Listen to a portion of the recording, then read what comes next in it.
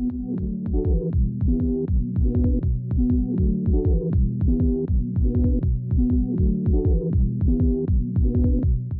안녕하세요. 네, 안녕하세요. 반갑습니다. 네. 반갑습니다. 이시연 작가입니다. 네. 오늘 이 자리는 아시다시피 동국뮤지엄에서 비욘드 레드 기억 중독이라는 제목으로 이세연 작가님의 개인 전시를 지금 준비하고 있죠.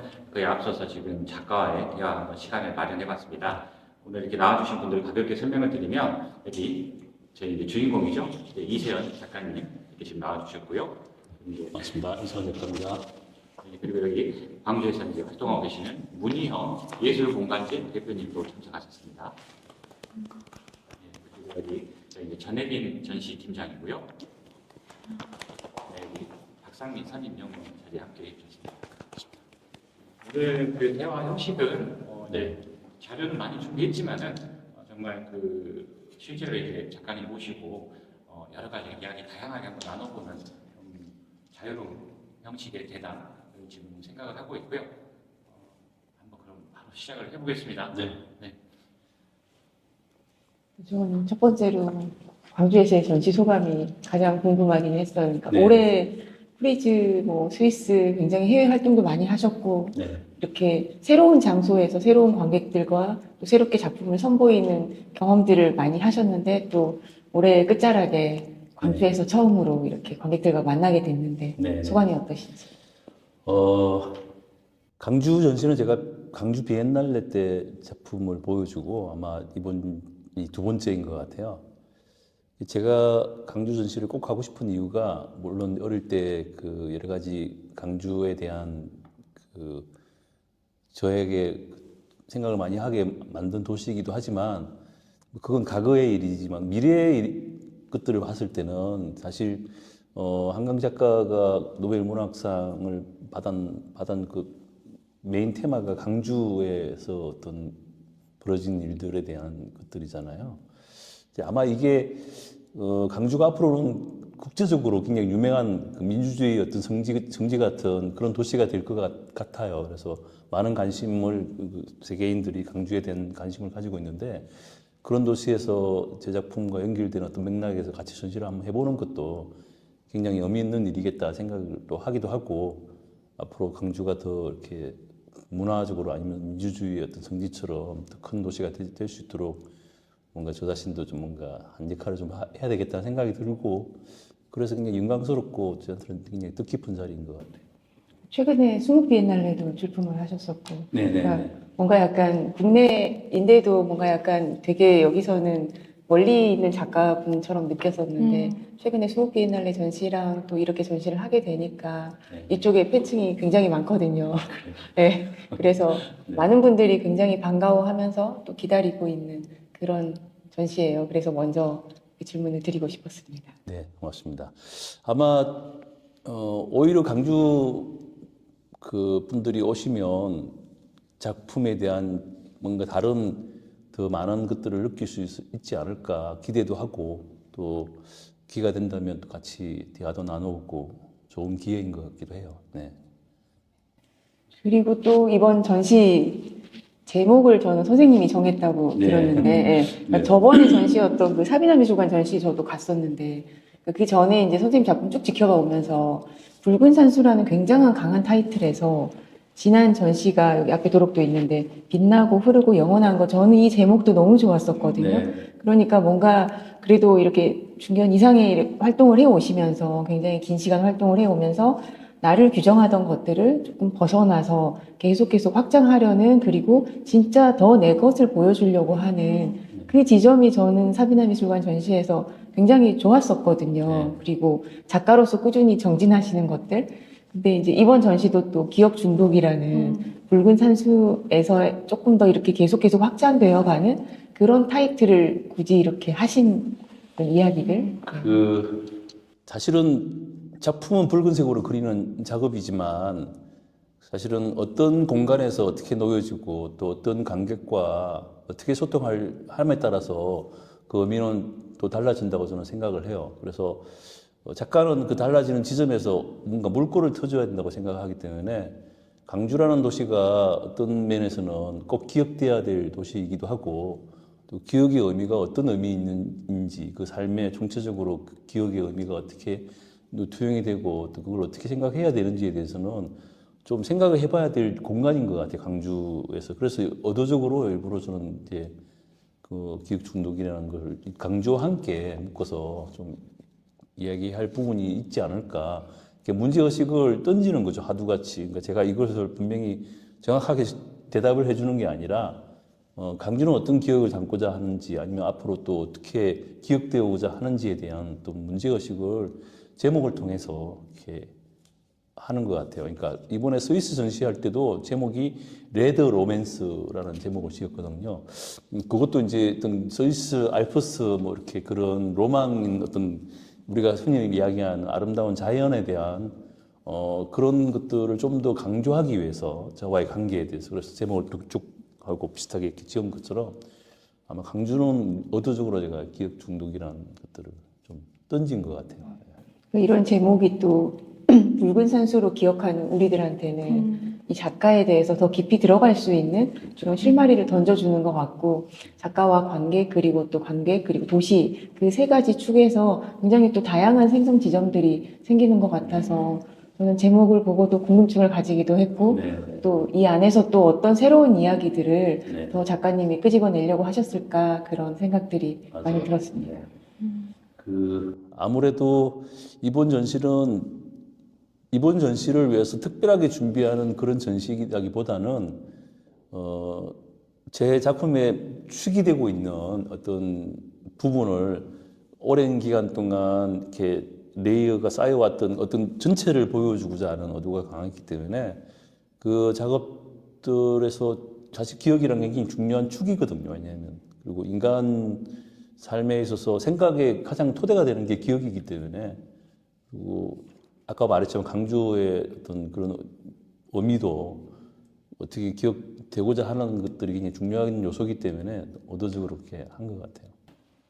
네, 그럼 저는 이제 광주에서 그리고 이제 전남 지역에서 작가님을 처음 마주하는 관람객들이 이제 가장 궁금할 질문들을 좀 하고 싶은데요. 우선 작가님의 작품은 이제 대부분 붉은색으로 이루어졌잖아요. 그래서 작가님에게 붉은색은 어떤 의미를 가진 색인지, 그리고 그 붉은색을 활용해서 산수화 느낌으로 작품을 그리고 계신데, 그 산수 형식으로 이렇게 작품을 풀어낸 이유가 무엇인지 궁금합니다. 네, 사실 이 이야기는 굉장히 장엄한 얘기예요. 스토리가 되게 많아서 좀 짧게 최대한 짧게 설명드리자면 사실은 이 그림은 제가 영국에 있을 때 처음으로 그림을 그린 그림이거든요. 근데 한국 사람이 영국에 산다는 건 굉장히 뭐 한국 사람이 아니더라도 외국인 어떤 한 존재가 정말 다른 나라에 산다는 거는 그 공간과 생각을 많이 하게 되는 거잖아요. 문화의 어떤 충돌도 생기고.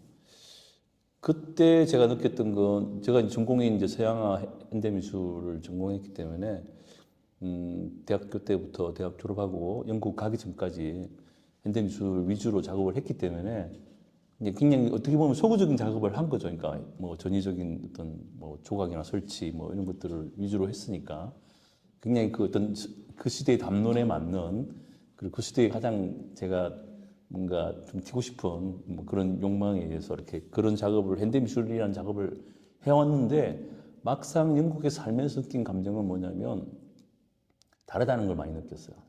우리가 그러니까 늘 카테고리적으로 노력을 하지만 다름을 인정한다는 건 되게 쉽지 않는 일이더라고 보니까.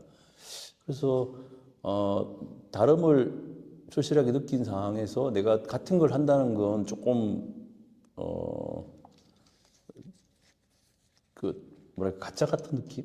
그 당시에는 너무나 문화도 다르고 역사도 다르고 삶의 소리도 다르고 소리도 또 냄새도 다르고 소리도 다르잖아. 그러니까 거기는 매미 소리가 안 나고 그리고 빗방울 소리가 거기는 인더스트리얼한 건물들이라 우리나라처럼 처마에서 떨어지는 빗방울 소리라든가 뭐 예를 들어서 포장마차에서 소주 마실 때 배 왔을 때 듣는 소리랑 그런 소리들이 아예 존재하지 않는 곳이기 때문에 그런 소리도 다른 것들을 이렇게 느끼면서 제가 나는 어떤 삶을 살았는지 나는 어떤 곳에서 자랐는지 그리고 예술가로서 어떤 공간에서 내가 이렇게 나의 어떤 정서를 만들어 왔는지에 대해서 고민을 하게 되는 거죠. 그러다 보니까 이제 이게 가장 근본적인 질문, 아까 말한 건 자연의 차이에서 그런 차이가 생기는구나라는 생각을 하게 되었어요. 그러다 보니까 이제 어떤 자연에서 내가 살았는지에서 곰곰하게 돌이켜 보니까 첫 번째는 이제 아름다운 시골에서 태어났기 때문에 거제도라는 섬나라죠. 거기서 태어났기 때문에 거기서 살았어요. 7살 때까지. 그리고 부산으로 이사 가서 강할리에서 살았는데 그 시골 풍경들이 제 마음속에 이렇게 그걸 표현하고자 하는 욕망이 생긴 거고, 그 다음에는 이제 두 번째는 이제 북한이 아니라 분단에 대한 것들이다. 왜냐하면 항상 이렇게 이야기하잖아. 외국 사람들 만나면 이름을 물어보고 그 다음 질문이 이제 어디서 왔냐고 그러면 한국에서 왔다, 코리아에서 왔다 그러면 세 번째 질문은 노스냐 사우스냐를 꼭 물어봐요. 근데 지금은 조금 이제 안 물어본다고 그러더라고요. 그냥 코리아라면 보편 형용사처럼 해명사인가 대명사처럼 그냥 코리아하면 한국으로 생각하는데, 제가 영국에 있을 때만 해도 아직 분단 국가가 이렇게 그런 것들이 어쩌면 사실은 분단 국가에 살면서 많은 것들을 우리가 경험하면서 살잖아요. 그러니까 은연중에 무의식적으로 공포감이든 아니면 어떤 여러 가지 감정을, 그것들을 그런 환경이 중요하게 생각을 했었어요. 그러니까 영국에 있으면서. 그리고 그때 생각한 건 가장 중요한 것들을 표현을 해야 되는데, 분단이라는 게 그냥 사실 어떻게 보면 우리 대한민국에서 그냥 가장 중요한 부분이잖아요. 이게 어떤 식으로 사회적으로 영향을 미치니까. 그걸 그동안에 어떤 부분에서는 현대미술을 한다고 그런 부분에 대해서는 생각을 안 하고 살았구나라는 생각이 들면서, 이것도 사실은 굉장히 중요한, 예술가가 뭔가 가장 중요한 부분을 무시한다는 뭔가 직무유기를 하는 것 같은, 그러니까 그런 생각이 들면서 그걸 표현해야겠다 생각하면서 이제 가장 아름다우면서도 가장 무서운, 가장 분단은 되게 비극적인 거잖아요. 그죠?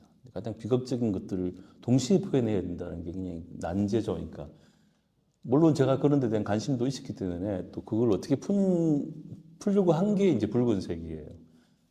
왜냐하면 붉은색은 한국인들에게 굉장히 중요한, 어떻게 보면 굉장히 영향을 많이 끼치는 색이죠. 뭐 우리가 흔히들 이야기하듯이 70년대, 60년대는 뭐 레드 콤플렉스가 뭐 붉은색 쓰지도 못하게 하고 그런 색이기도 하지만, 또 조선시대에 가면 붉은색은 또 왕이 쓰는 색이기도 하고, 또 문화에 따라서 국가에 따라서 세계의 또 상징 기호가 너무 다 달라요. 그러니까 너무 다르더라고요.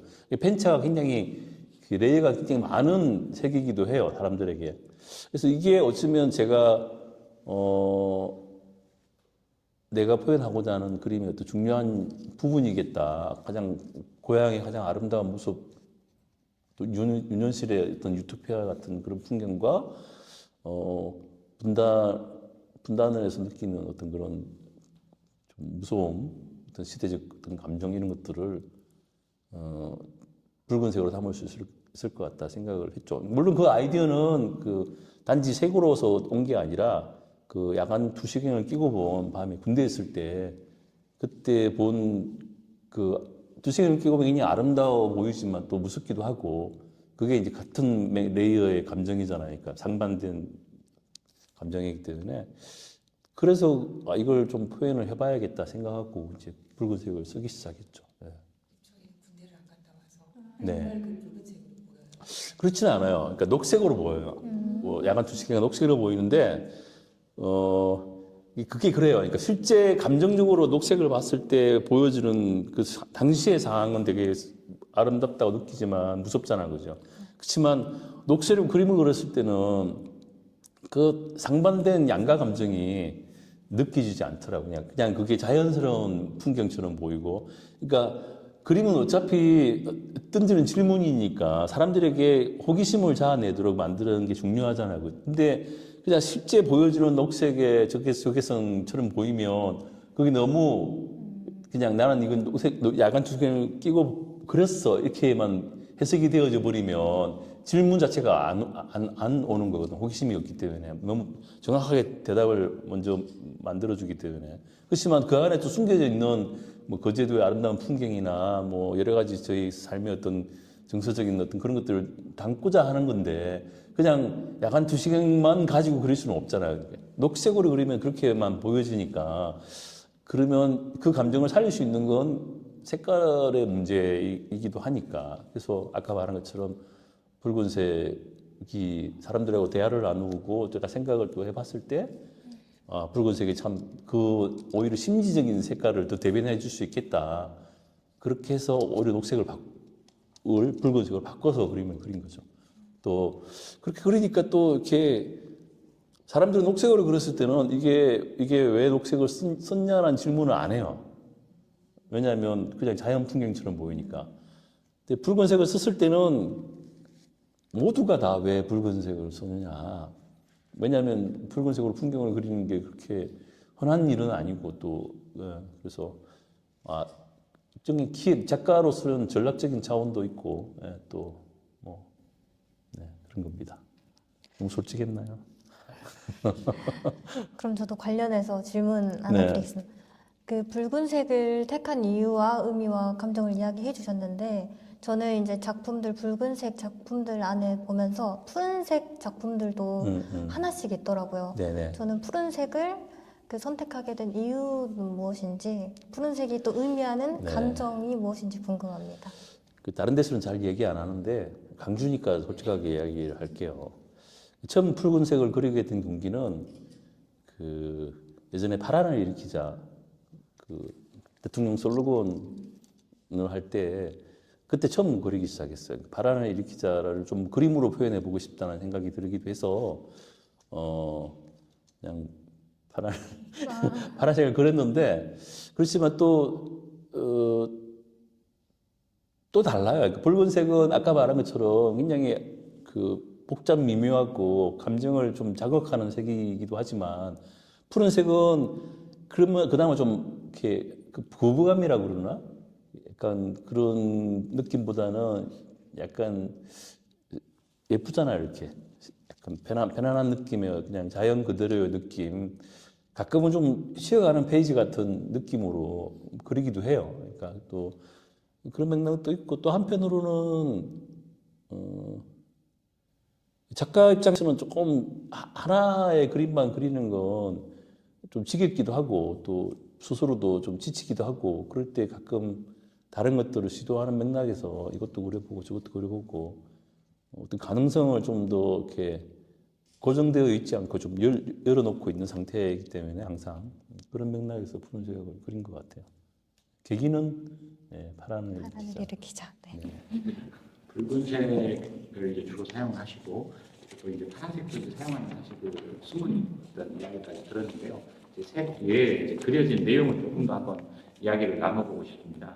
이제 붉은색의 어떤 그림이 그려져 있고 이제 또 가까이서 보면 안에 어떤 파편화된 어떤 여러 가지 이미지들이 또 들어가 있고 또 잠깐만 좀 거리감을 두고 보면 산수화처럼 전통 산수화처럼 뭐 상단, 중단, 하단을 나누고 위에서 뭐 아래를 내려다보는 그런 시점으로 그린다든가 또 요즘에는 이렇게 다시점 여러 가지 시점에서 그림을 그린다든가 하면서도 형태나 어떤 구도는 전반적으로 이제 산수화 같다라는 느낌을 받게 되는데 이런 산수화라고 이렇게 읽혀지는 그런 방식을 선택하신 그런 이유를 좀 듣고 싶습니다. 네. 아무래도 이 그림이 이제 영국에서 처음 시작한 그림이라, 조금 이게 약간 자존심 같은 게 발동이 되더라고요. 뭐냐면, 한국의 젊은 작가들 대부분 이렇게 은연중에 자기도 모르게 그 미술을 배울 때 서구 미술을 먼저 배우기 때문에 자기 마음속에 있는 그 레전드라든가 아니면 레퍼런스가 서구 작가이기도 해요. 사실은 어떤 작가를 물론 이제 좋아하는 거는 자기 마음이지만 자기도 모르게 이렇게 약간 가스라이팅 당한다는 현대미술에 가스라이팅 당해서 자기도 모르게 뭐 자기 미술의 레퍼런스가 앤디 워홀이거나 아니면 뭐 여러 작가, 서구 작가이기도 하죠.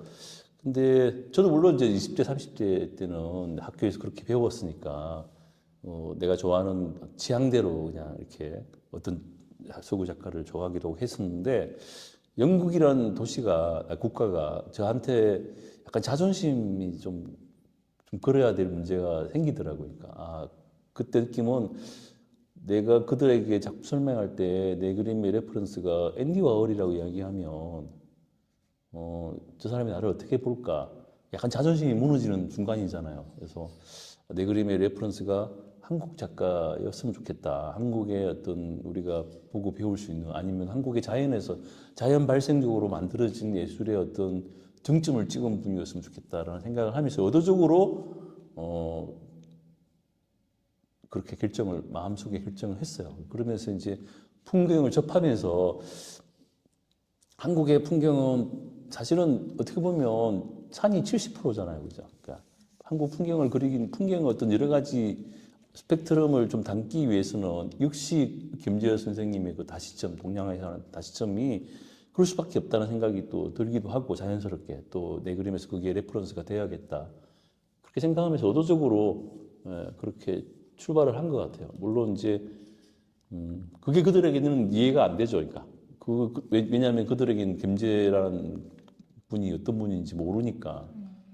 그래도 뭐 어때요? 뭐 제가 우리 한국의 대표 작가니까. 그 한 화면에 어떤 거대한 자연의 어떤 형태를 다 이렇게 집어넣다 보니까 이렇게 시장이 나왔어요. 왜냐하면 거기는 비단 풍경이 그냥 풍경이 아니라 풍경 파트 하나가 저한테는 굉장히 의미 있는 풍경이라고 생각을 해요. 왜냐하면 한국의 가장 아름다운 풍경이기도 하지만 또 거기에 어떻게 보면 또 사라진 풍경이기도 하고 또 분단의 풍경이기도 하고 또 약간 골목길 풍경이나 뭐 밤 풍경은 약간 고독하고 쓸쓸한 풍경이기도 하고 뭐 어린 나이 젊었을 때 술 한잔 먹고 이렇게 혼자 쓸쓸히 그런 풍경이기도 하고 실현당해서 이렇게 막연히 망연자실하면서 바라본 풍경이기도 하고 그런 부분들이 다 이렇게 아니면 정말 강주를 얘기하는 어떤 민주화의 어떤 투쟁의 장면이기도 하고 그런 여러 가지 풍경을 집어넣는 게 저한테는 굉장히 중요했어요. 왜냐하면 삶이라는 게 하나로 이렇게 딱 얘기해 줄 수 있는 게 아니잖아요. 그러니까. 그래서 저는 뭐 욕심이 많아서 그런지 모르겠지만 그 기억이라는 어떤 그런 것들이 너무 다층적으로 이렇게 머릿속에 있어서 그런지 모르겠지만 그런 것들이 하나 화면에 다 담겨 있는 게 오히려 더 자연스러운 삶의 모습이라고 생각을 하기 때문에 지금 전시장에 오시면 아까 말씀드린 대로 뭐 비트윈 레드 연작들 그리고 비욘드 레드 연작들도 볼 수 있고 여기 앞에 있는 여러 가지 이제 드로잉 작품들도 볼 수 있는데요. 드로잉들 지금 거의 한 60점 가까이 정말 많은 작품들을 가져온 것 같은데요. 그 최근 작들도 아니고 뭐 정말 오랜 한 10년대 작품도 있고 최근의 것도 있고 이렇게 좀 섞여 있는 것 같습니다. 그 많은 드로잉들 보면서 이렇게 좀 사람들이 좀 알아봐 줬으면 하는 것들이라든가 아니면은 이 드로잉 보면 나의 작품과 관련해서 어떠한 못 보던 것도 어떻게 좀 볼 수가 있어 드셔볼 수 있는 거야 하는 측면에서 본다면 어떻게 이런 것들도 보면 좋을까요? 이제 제 작업은 그 흰색을 사용하는 작업이 아니라 그냥 붉은색만 사용하는 작업이라서 지울 수가 없어요. 그래서 미리 작업을 에스키스를 이렇게 항상 하는 게 습관이 되어 있어요. 어떤 작업을 어떻게 할 건지에 대해서 미리 스케치로 그림을 그리는 작업들이라 현재 저기 있는 그림들 중에 대부분은 판매가 되어서 해외에 다 나가 있는 작업이지만 에스키스는 한 번도 판 적이 없어요. 그러니까 팔아라고 해도 한 번도 판 적 없고 왜냐하면 이건 역사하고 기록이니까 그래서 자세히 보시면 연도가 거기 적혀 있거든요. 그래서 그 연도별로 보면 작품이 어떤 시기인지 이렇게 여기 있는 작업이 아니고 예전 작업도 이렇게 에스키스를 통해서 느낄 수 있을 것 같아요. 그래서 지금도 그 그림 그리기 항상 에스키스를 해요. 그러니까 그래서 저게 나중에 이제 모아놓고 한번 아주 일부만 가져온 거라서. 정 선생님 작업실 처음 갔을 때 저 에스키스들이 진짜 인상 깊었었어요. 진짜 딱 이게 이 작가님의 모든 역사다 그 생각이 들었었어요. 어쨌든 손으로 이렇게 가장 간략하게 그리는 거잖아요. 근데 그게 어떻게 보면 조금만 부지런해지면 저런 것들이 결과물로 남죠. 요즘 젊은 작가들은 다 디지털 컴퓨터로 뭐 이렇게 스케치도 하고 이렇게 계획을 잡아서 디지털 요소는 남겨져 있지만 사실 저렇게 이 손맛이 느껴지는 어떤 그런 것들은 안 남겨져 있던 거라서 그런 맥락에서 이걸 좀 더 열심히 하는 것 같아요. 더 보여주고 싶고 일종의 날 것이잖아요. 그림 그리기 이전에 어떤 나의 생각을 이렇게 그린 거니까 저런 것들을 좀 많이 남겨놓고 싶다는 생각을 해요. 가끔은 저걸 또 가지고 작업화 시키면 어떨까라고 생각하기도 하고 또 판매를 원하는 분들에게도 판매는 하지 않지만 저걸 판화를 찍어서 또 이렇게 판매를 해도 뭐 나쁘지 않을 것 같다 생각을 하기도 하고 여러 가지 생각을 하긴 해요. 그래서 와서 보시면 다양하게 자세히 보시면 참 재밌는 정말 엉뚱한 것도 있고 이렇게 생각을 읽을 수 있는 작업이기도 해요. 그 말씀 듣고 보니까 다시 드로잉을 한 번 더 다시 보고 싶은 그런 생각이 드는데요.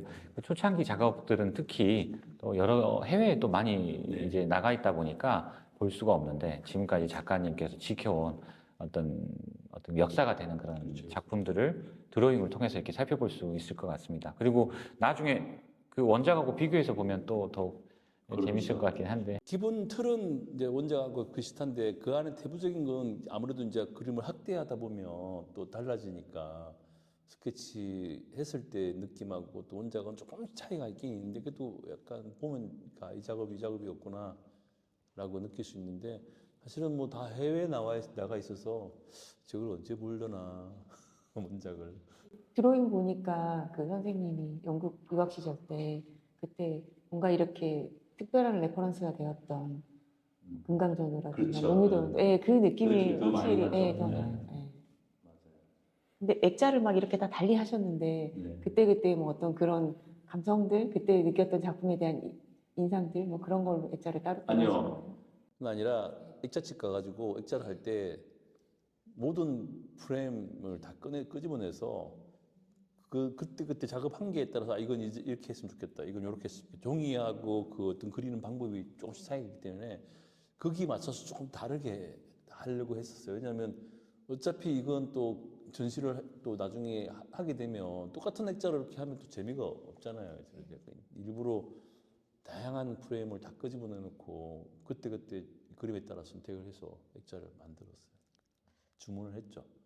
요건 이렇게 마트는 얼마, 뭐 색깔은 어떻게. 뭐 이렇게. 이번 전시가 한 2.5m에서 3m 네. 가까이 되는 그런 대형 작품부터 네. 드로잉 작품까지 해서 거의 한 160점 가까이 지금 전시가 되고 있는데요.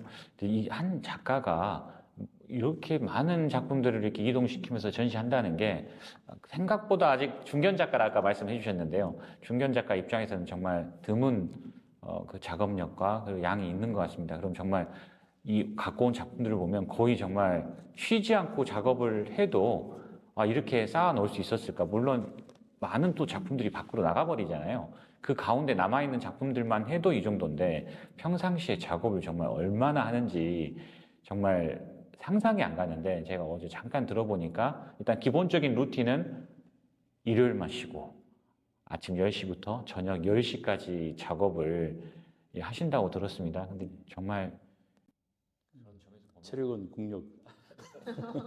성공의 비결은 역시 또 체력이 정말 중요한 것 같습니다. 네. 그래도 뭐 부모님한테 감사해야죠. 좋은 체력을 태어나게 했으니까. 그리고 어릴 때도 운동을 좀 좋아해서 약간 운동하는 게 루틴처럼 또 그렇게 많이 해왔기 때문에 그리고 뭐 아마 어렸을 때 바닷가에서 매일 수영하고 자라서 맨날 그 해산물 먹고 그렇게 날 것들을 많이 먹어서 또 면역력도 좋아지고 아마 그런 영향도 있었을 것 같기도 하고 어쨌든 건강을 유지하고 루틴을 유지하려고 되게 많은 노력을 하는 편이에요. 물론 이제 가끔 이제 술을 마시면 밤새 마시는 약간 생황이라 그 다음날에 너무 힘들어가지고 작업에 좀 지장을 받기 때문에 그런 것 때문에 이제 되도록이면 작업에 지장을 주는 어떤 요소들을 많이 이제 배제시키려고 많이 노력을 해요. 취미도 없어요. 취미도 뭐 골프도 안 치고 아무것도 어떤 것들을 재미를 붙이면 살짝 두려워져요. 그러니까 그 재미 때문에 이걸 뭐 놓칠까봐 그래서 의도적으로 재미가 있으면 안 해버리는 그런 성향이라 지금은 남들을 보기에는 참 재미없는 삶을 살고 있다. 가장 멋진 삶을 살고 있는. 막 골프도 좀 치고 막 이렇게 그래야 되는데 유일하게 이제 가끔 여행하는 거 외에는 뭐 그렇게 취미가 없는 것 같아요. 영화 보는 건 좀 좋아하지만 집에서 이제 일요일 쉬니까 토요일 밤에 이제 넷플릭스 들어가지고 영화 한 편 보는 게 이제 유일한 취미라고 할까? 제가 20대 때 그 이영욱 선생님 책을 본 적이 있는데 네. 그때 이제 저 대학생 때인데 그 책 서문에 이영욱 선생님이 쓰신 서문 그 글 중에 하고 싶은 것을 때려치고 싶다는 욕망과 싸우는 일이 가장 어렵다고. 근데 그거를 제가 20대 때는 이제 그 20대의 생각으로 읽었는데 그걸 쓰셨을 때가 아마 이영욱 선생님은 40대였을 거예요. 그러니까 그때 그 절절했던 그 느낌이 이제 맞아요. 제가 근데 아직도 그게 기억에 남아요. 20대 때 읽었던 게. 근데 뭔가 아까 선생님 말 들으면서 계속 그 생각이 들었어요. 공감하는. 네, 네. 저 하고 싶은 일들을 때려치는 게 큰 의미가 필요하죠. 지금 계속 질문 드리고 있는데요. 예, 네. 지금 아니면 질문할 수 없다. 네. 이제 곧 끝나간다 하는 그런 네. 이제 부담이 됐기 때문에 정말 생각나는 거 이것저것 좀 질문 드리고 있습니다. 근데 좀 가장 더 중요한 자유롭게. 거 질문 안 드렸어요. 한강 작가 아, 네. 작품의 표지에 네. 지금 이 한강 작가님의 잠깐만요. 네. 한강 작가님의 작별하지 않는다 독일어판 표지로 이렇게 지금 붉은 사수 이세연 작가님의 그림이 들어가 있습니다. 아, 정말 특별한 것 같은데요.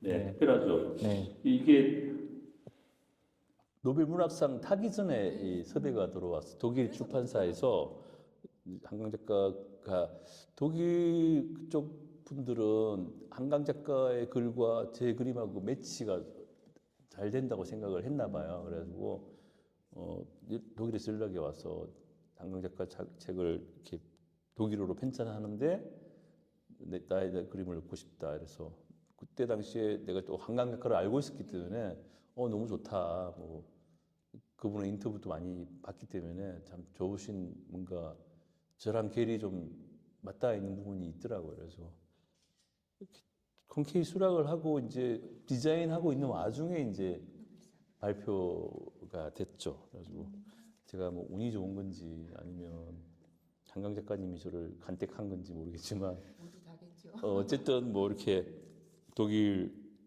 판으로 이렇게 책이 이렇게 나와서 저한테는 너무 이제 원래 계획은 책을 출판하면서 한강 작가 사인을 하고 그렇게 그런 걸 한다고 독일 출판사에서 분명히 말을 했거든요.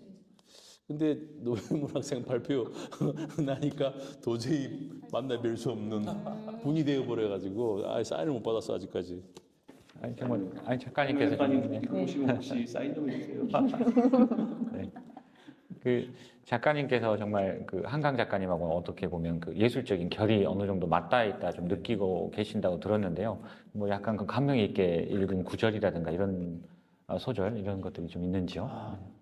어쨌든 제가 이렇게 눈물을 펑펑 흘리면서 본 책은 소년이 온다 책을 제일 많이 좀 이렇게 왜냐하면 그건 어쩌면 강주에 대한 얘기고 지금 작별하지 않는다 이건 제주도 저3 얘기거든요. 그 4.3도 굉장히 중요한 얘기지만 저는 오히려 강주 민주화 운동이 저한테는 저3은 저한테는 굉장히 너무 멀리 있는 얘기였고 강주 민주화 운동은 제가 중학교 때 벌어졌던 일이기 때문에 부산에 있을 때는 지금도 기억이 나요. 그 뉴스에서 아무 일이 없는 것처럼 마치 뭐 한 명 다치고 뭐 이렇게 그런 뉴스를 제가 생생히 기억하고 있는데 대학교에 올라와서 그 진상을 알면서 너무 충격을 받고 국가에 대한 배신감, 언론에 대한 배신감을 느꼈던 내하고 가장 직접적인 그 삶의 어떤 이렇게 사건이었기 때문에 강경작가의 소년이 온다 이 책을 읽으면서 되게 눈물이 나더라고요. 그 마지막 장면에서 너무 슬프기도 하고. 그리고 이제 모르겠습니다. 한강 작가님이 또 이번 겸 내란 사태를 접하면서 한강 작가가 인터뷰했던 그 노벨 수락 연설에서 당신이 이제 고민했던 처음에는 산자가 죽은 자를 어떻게 살릴 수 있을 것인가에 대한 얘기를 하다가 마지막 중간에 이제 죽은 자가 산자를 살린다는 얘기를 했을 때 그때 너무 인터뷰가 너무 진짜 저한테는 너무 가슴에 와닿았어요. 근데 이번 내란 사태를 겪으면서 그게 현실화되는 거잖아요. 그러니까 현실화되면서 아까 처음에 내가 인터뷰할 때 광주가 이제는 국제적인 도시가 되었다. 누구나 다 한강 작가의 소설 때문이기도 하겠지만 또 이번 내란 사태를 극복하면서 그 내란의 사태를 극복할 수 있는 원동력과 힘은 결국 광주 민주화 운동에서 죽은 자들이 산자를 살리는 그런 것처럼 광주라는 도시가 사실 지금의 대한민국을 어쩌면 살리고 있는 거잖아요. 이렇게 그런 맥락에서 보면 한강 작가와 저랑 좀 비슷한. 준비된 자에게 네, 네. 기회가 오고 네, 맞아요. 두려워하지 않고 이렇게 포기하지 않고 하는 거 저도 좀 뒤로 밀어놨던 걸 네. 다시 좀 해야겠다 이런 또 마음이 생동하는 것 같습니다. 저는 근데 그게 불행한 게 아니라 어, 그만 저도 아르바이트 열심히 하고 정말 지금까지 작업을 끌고 온 어떤 근원적인 힘에 대한 어떤 이야기를 좀 들을 수 있었던 것 같습니다. 네, 저는 이제 마지막 질문 전 하나 드린다면 이제 앞서서 이제 저희 전시 제목에 대한 거를 여러 가지 그 의미에서 좀 설명을 해주셨는데 한 번 더 한번 짚어보고 싶습니다. 저희 그간의 전시 제목들이 당연히 이제 작품 제목들인 거죠. 비트윈 레드 아니면 또 그다음 이제 비욘드 레드 최근에 뭐 레드 로맨스 그리고 뭐 빛나고 흐르고 영원한 것 이런 뭔가 이렇게 멋진 제목들로 전시를 열었는데 저희 이제 전시 제목을 정말 한 2, 3주를 고민하신 것 같아요. 저희는 이제 전시를 고민되는 부분. 전시 준비한 사람으로서 빨리 그게 자료가 나와야 이게 파생돼서 여러 가지 또 만들지 않습니까? 근데 그 고민 끝에 딱 제목을 받았는데 요즘 젊은 친구들 말로 강력하다. 비욘드 레드 기억 중독. 이제 이 기억 중독이라는 게 저희가 또 광주고 이세연 작가님의 마음의 고향이라 했던 광주에서 전시를 여는데 기억에 중독됐다. 이런 게 어떻게 보면 저도 광주의 시민으로서 좀 여러 가지 이제 그 시대적인 아픔, 트라우마에서 고통받는 분들도 계신 거고 이제 그분들한테도 어떻게 보면 좀 연결된 것 같기도 하고 그 여러 가지 좀 무겁더라고요, 제목이. 네. 이제 광주 시민으로서 오히려 다시 또 광주 시민을 바라보는 그런 측면도 있고 작가님의 지금까지 작업 속에서 나타났던 그 역사적인 시대적인 상흔과 그리고 뭐 인간적인 어떤 성찰에서 비롯된 어떤 우주적인 그런 그림까지도 봤을 때 그렇지만 다시 한번 이제 정리하면 광주 시민으로서 이 제목이 너무 무거웠다. 네. 이걸 분명히 알고 생각을 하신 건데 네. 이 부분에 대한 좀 추가적인 설명을 좀 여쭤보고 싶습니다. 이 광주의 전시는 사실은 굉장히 어떻게 보면 쉽지는 않아요. 이 도시가 가지고 있는 어떤 함의들이 너무 크기 때문에 작가로서는 그런 걸 염두에 두지 않는 삶을 산다면 별 신경 안 쓰겠지만 고민을 많이 했어요. 그러니까 이 광주 전시를 내 그림을 어떻게 보여주고 또 어떻게 바라봤으면 좋겠냐를 고민을 하다 보니까 또 한강 작가의 또 소년이 온다에 또 생각이 나기도 하고 많은 영감을 여기서 또 올 제목의 영감을 여기서 얻은 것 같아요. 한강의 소년이 온다에서 소년이 온다는 걸 다르게 해석하면 일종의 기억이거든요. 그러니까 소년에 대한 그 죽음에 대한 기억. 그래서 거기서 이제 풀어서 이제 기억이 온다. 뭐 이렇게 또 풀어서 그걸 좀 더 임팩트하게 기억에 대한 것들을 좀 더 존재론적인까지 확장시키기 위해서 중독이라는 말을 붙였어요. 그러니까 왜냐하면 기억은 인간의 본연의 것이 인간만이 가지고 있는 본연의 것이더라고요. 왜냐하면 다른 생명체들은 기억에 대해서 그렇게 중요하게 생각하지 않지만 본능적인 기억은 있겠죠. 그러니까 주인에 대한 뭐 이렇게 뭐 냄새에 대한 기억도 있고 뭐 이렇게 있지만 인간처럼 역사를 기록하고 일종 그건 기억하고자 하는 욕망이잖아요. 그러니까 근데 그게 생각의 가장 베이스가 되는 게 말들도 우리가 기억을 하면서 말을 하는 거니까 어쩌면 존재론적인 의미도 포함이 되겠다. 그래서 강주의 어떤 기억되고자 하는 마음, 그리고 그게 베이스가 되어서 생각이 되고 말이 되고 행동이 되고 뭐 그렇게 좀 되었으면 좋겠다. 이게 마치 중독된 것처럼. 그래서 그런 제목을 정한 것 같아요. 그러니까 내 생각의 모든 것들은 기억에 의해서 이루어지고 나의 태도도 기억에 의해서 만들어지고 그게 유일하게 데카르트가 나는 생각한다, 가로 존재한다라고 이야기하는 것처럼 나는 기억한다, 가로 존재한다. 기억되어야 될 것들이 뭐고 또 내 그림에서 모든 것들은 다 기억에 굉장히 많이 의존해서 어떤 감정이라든가 그 순간에 느꼈던 어떤 모든 그 어떤 것들을 다 기억하는 거잖아요. 기억해서 그걸 그림으로 펼쳐지는 거니까 저 또한 기억에 중독된 존재이기도 하고 강주의 어떤 그런 모든 것들도 기억되어져야 된다는 그런 의미가 생각이 나서 이렇게 제목을 정한 것 같아요. 이쯤 되면 다음 전시 제목들도 궁금해지네요.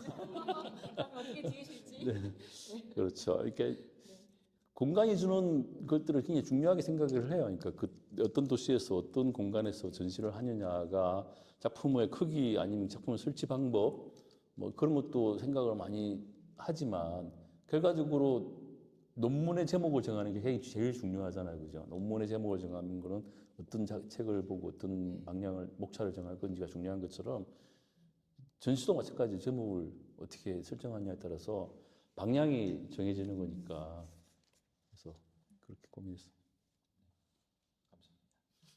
조금 생동하죠. 기억 중독이라고 하니까 갑자기. 아니, 근데 정말 너무 무거웠어요. 그러니까 이게 벗어나야 되는 어떤 그 질병과 같은 그런 상태를 지칭을 하는 건지 아니면 이제 그냥 스스로를 그냥 가볍게 성찰하는 건지 근데 다 여러 가지 이렇게 연결된 거니까 이 제목이 갖는 무게감이 그러니까 이제 네.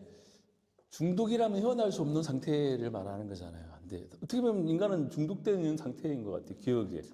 그 역사적으로 존재로 볼 때는 그게 광주에서 지금 근데 그게 좀 더 좋게, 그러니까 나쁜 의미를 가지고 있는 낱말을 어떻게 보면 좀 더 그걸 풀어 헤쳐서 좋게 해석을 하도록 만드는 것도 작가의 역할이라고 봐요. 그러니까 중독의 나쁜 의미를 어쩌면 존재론적으로 더 풀어서 이게 필연적으로 인간은 중독되어 있다는 걸 이렇게 이야기함으로써 그게 긍정적인 방향으로 나아가는 거잖아요. 그러니까 존재적으로 바라보며. 그래서 일부러 노적으로 그렇게 한 것 같아요. 다음에 꼭 시집을. 뭐 저희 광주가 또 역사적인 아픔을 정말 지금까지도 잊지 못하는 분들이 많은데 맞아요. 방금 말씀하신 것처럼 그런 모두가 사실은 갖고 있는 아픔들이 이 작품들에 다 녹아 있고 보여주고 있고 또 기록해둔 이런 작가가 있는 것처럼 다 함께 그 아픔을 짚고 이고 가고 있다는 점들을 또 광주 시민들도 많이 느끼고 맞아요. 또 해소하는 그런 자리가 됐으면 합니다. 네. 너무 무거웠어요 제목이. 저는 무겁진 나 않았어요. 이제 어찌되었든 작가 입장에서는 아까도 말했지만 호기심을 자아내는 게 중요해요. 그러니까 기억 중독이란 말은 없지만 왜 기억 중독이지? 그런 호기심을 만드는 게 작가의 역할이기 때문에 그것을 또 히스토리를 어떻게 만들고 그 레이아웃도 어떻게 펼쳐서 이렇게 스토리화 하는 게 중요한 거니까 제가 잘 설명하면 될 것이다. 제목은 호기심을 자아내고 하고 제가 잘 설명해서 이게 어쨌든 존재에 대한 얘기를 하는 것일 수도 있겠다는 생각이 들어서 그리고 뭐 존재에 대한 얘기일 수도 있고 아니면 사건에 대한 얘기일 수도 있고 광주에 대한 얘기일 수도 있고 이게 좀 강의적으로 이렇게 많은 얘기가 그 단어 속에 할 수 있는 얘기들이 있을 것 같다 생각이 들어서 기억 중독